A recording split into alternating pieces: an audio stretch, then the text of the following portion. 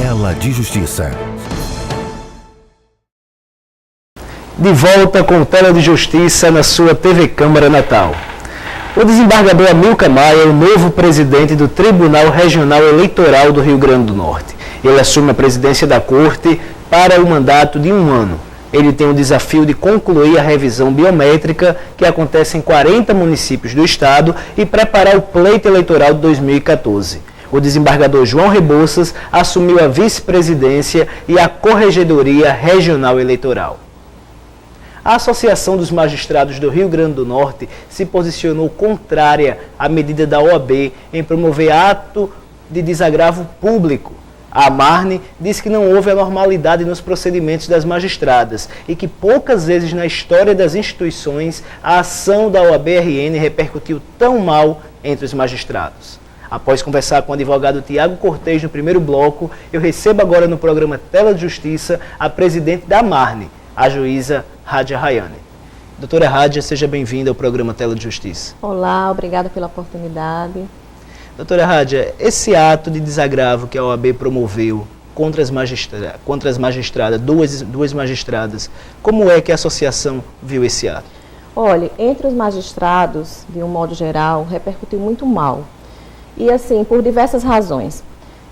Em primeiro lugar, eu elencaria o fato de que nós não detectamos nenhuma gravidade no que ocorreu.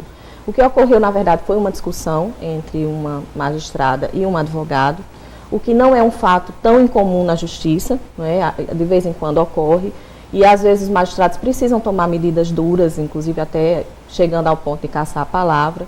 Como ocorrem também discussões entre as partes, como ocorre discussão entre o advogado e o próprio promotor. Então, assim, não foi uma situação que necessitava se chegar a esse ponto. E o segundo caso foi ainda mais estranho, porque se tratou realmente de um atendimento de balcão, né, referente à doutora Tereza Maia, né. Foi um atendimento de balcão que a advogada ficou insatisfeita e, em razão disso, a OAB, como entidade, né, entidade representativa dos advogados, se colocou contra a magistratura. Eu acredito, porque isso é uma coisa que pode se repetir. Né? Ou seja, de um advogado ficar insatisfeito com o atendimento que foi prestado no balcão, ou de ter havido uma discussão em audiência, e aí, aonde nós vamos parar? Um ponto que nos chamou muita atenção e gerou muita polêmica entre os magistrados, assim, foi a questão das magistradas não terem sido ouvidas. Eu acho que assim, o contraditório e a ampla defesa é a maior ferramenta de trabalho dos advogados. Eu não consigo conceber a existência da advocacia sem contraditório e ampla defesa. É justamente a balança que está aqui atrás do seu programa. Tem que se realmente ouvir os dois lados para que a medida seja justa. As magistradas chegaram a ser procuradas pela OAB? Não foram procuradas nem pessoalmente, nem através da entidade que as representa, que no caso é a Marne. Em que pese, o próprio Estatuto da OAB preveja a possibilidade delas serem ouvidas antes de ser votado esse tipo de ato. Então, eu acho que foi uma precipitação da ordem e isso caiu muito mal entre os magistrados. Os magistrados, de um modo geral, não apenas as magistradas envolvidas, mas os juízes do Estado, de um modo geral, inclusive da Corte, se sentiram, de uma certa maneira, hostilizados pela entidade, justamente por ter se quebrado essa possibilidade de diálogo. Eu acho que, hoje em dia, para você construir alguma coisa, você tem que construir essas pontes através do diálogo. E essa foi uma quebra, na verdade, de uma ótima oportunidade em que nós poderíamos ter tido para nos sentarmos e até revermos as posições, ou se foi tomada alguma posição equivocada. Né? Hoje é preciso se entender que a advocacia não é uma classe desprotegida frente à magistratura. Não, isso não existe mais. Nós temos hoje, inclusive, um controle externo. Então, um advogado insatisfeito com alguma atitude profissional de um magistrado, ele tem a ouvidoria, ele tem a corregedoria, ele tem o próprio Conselho Nacional de Justiça, onde essas questões serão apuradas com a oportunidade de ambas as partes falarem. Então, eu acho que essa quebra do direito de defesa, essa quebra do contraditório, o fato das magistradas não terem tido a oportunidade de apresentarem suas versões do que aconteceram, que se distinguem bastante do que os advogados afirmaram, eu acho que tornou a medida eticamente questionável, sim, e fez com que a magistratura se sentisse hostilizada. Então, diante desses fatos que a senhora narrou, a relação entre magistrado e advogada está prejudicada? Eu acredito que sim. Olha, durante toda a semana eu recebi mensagens, e-mails, as pessoas, os juízes me telefonaram, me dizendo, me perguntando o que seria feito, quais as medidas que nós tomaríamos e perguntando como eles poderiam se proteger de futuras situações como essa. Então, eu acho que deve haver um recrudescimento, talvez uma certa animosidade entre essas categorias profissionais, lamentavelmente, porque eu acho que perde a justiça. O que eu gostaria de convidar a Ordem dos Advogados do Brasil é agregar a Marne na luta por um judiciário melhor, porque é isso que nós fazemos. Porque, em última análise, nós temos que pensar não no juiz, não no advogado, mas no cidadão. É a ele que nós servimos. O advogado também, eticamente, é a ele que ele deve servir.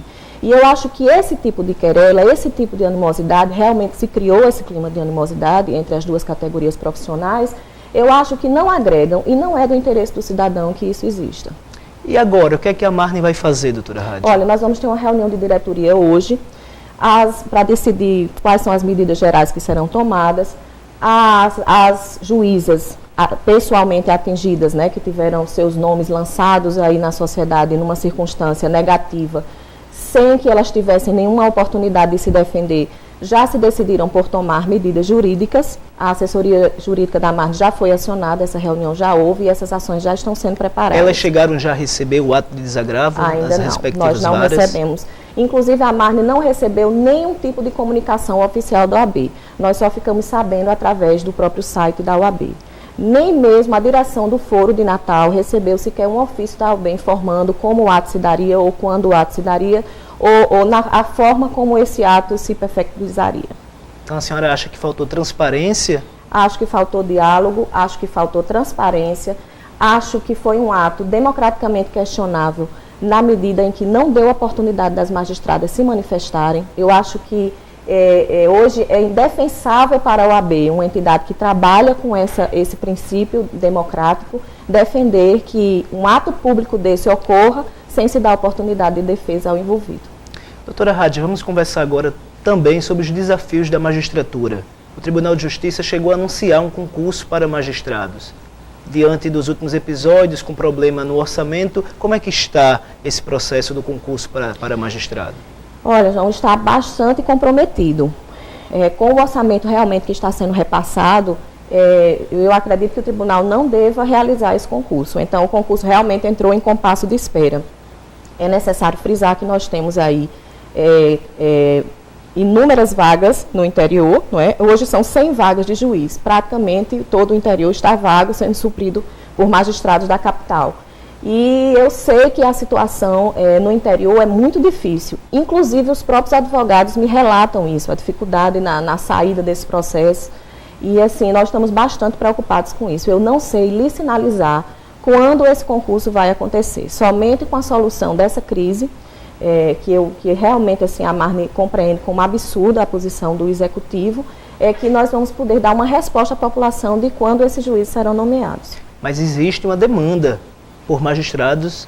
Existe uma demanda enorme. Hoje, todas as comarcas de primeira instância estão vagas, uma boa parte das comarcas de segunda estão vagas e uma parte das comarcas de terceira instância também estão vagas. Então, assim, a gente precisa do concurso com a máxima urgência. Mas, infelizmente, com o corte que foi realizado, o decreto do Executivo cortando o orçamento do Poder Judiciário, essa medida ela fica realmente comprometida.